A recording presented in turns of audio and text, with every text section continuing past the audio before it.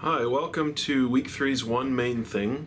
This is going to be a short one this week, but it's an important topic and one which I think probably doesn't get enough attention. There's plenty of attention devoted to optimal body composition in general populations or in non-athletic populations. That's detailed very well in your textbook. The population, however, that I think is not widely covered would be an athletic population.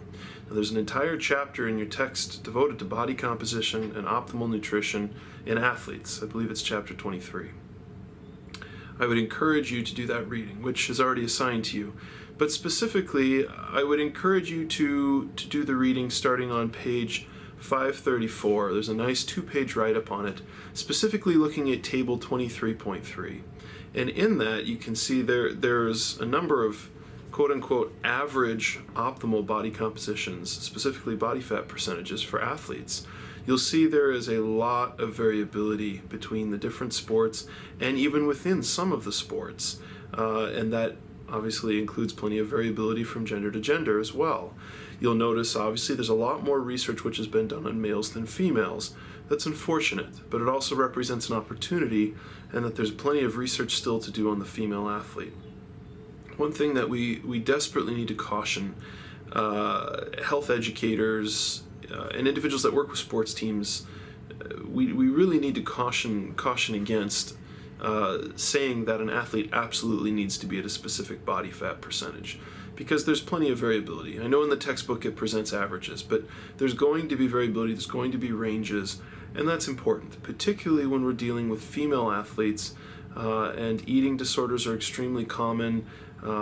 Society, as we've talked about already, society really strongly suggests what an individual's body composition should be, specifically a woman's body composition should be. And it's not always the case, even within a sport, it's not always the case that if this athlete were to reduce their body fat percentage by this much or increase their body fat percentage by this much, that they would be able to improve performance. And whether that affects performance or not can be individualized. And as you know, there is a host of factors which affects performance. So when you're looking at these body fat percentage values for the different athletes, I would encourage you to take those with a grain of salt and realize those are averages and that there's variability even at a specific position. Think football. Offensive linemen clearly have different body fat percentages than do running backs or linebackers, right? Or even if you're looking at track athletes, female track athletes, cross country runners are obviously going to have different body fat percentages than will sprinters versus throwers. And suggesting that someone needs to increase their body fat percentage or decrease their body fat percentage in order to affect optimal performance, that needs to be done very, very carefully. When we're talking about performance, as I mentioned, a whole host of factors influence that.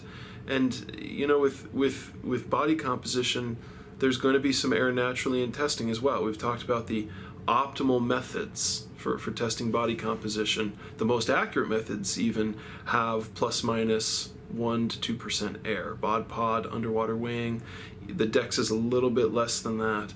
So there's going to be some error within measurement as well.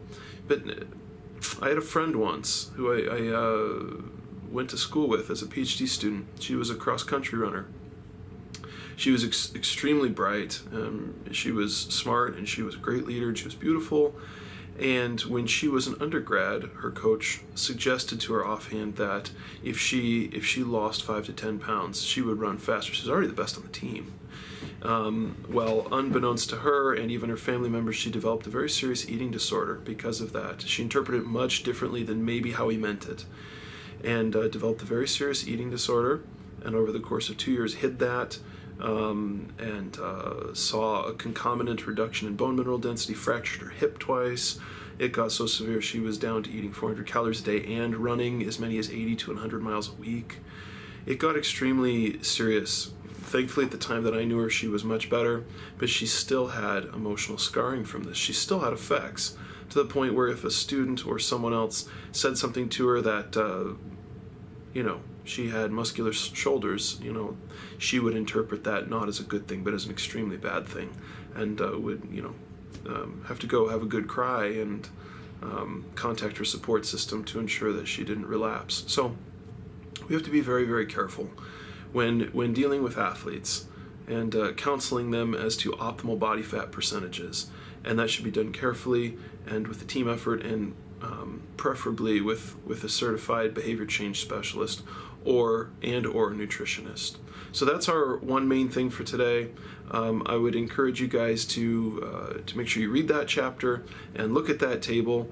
It's fun to compare, fun to look at, but when we're talking about optimal body composition for performance, your guess is as good as mine. We have ideas and we have averages, but we shouldn't, because we interpret that one athlete on a team has the perfect body composition, we shouldn't assume that every athlete on that exact same team should have the same body composition as the next.